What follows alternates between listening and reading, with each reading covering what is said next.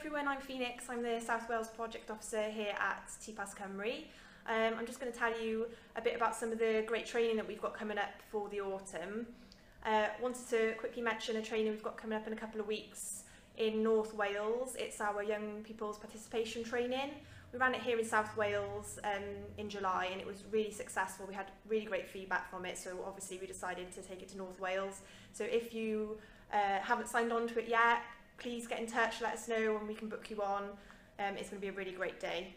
A lot of the other training we've got coming up in autumn is related to digital technologies. We really want to show how valuable these technologies can be and how much you can use them and make the most out of them, what they can add to tenant participation. So we've got a training day, 26th of September.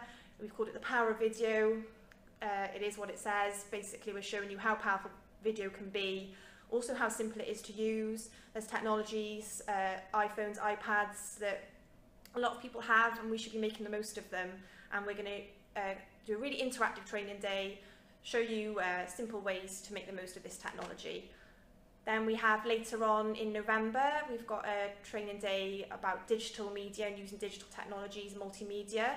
That training day is going to be focused a lot on all the different software that's out there, all the free tools that you can use to engage with tenants. So it will be for staff and tenants to attend.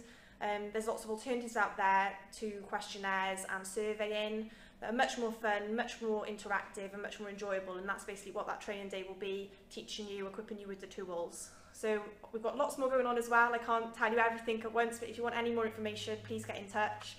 We look forward to hearing from you and thank you very much.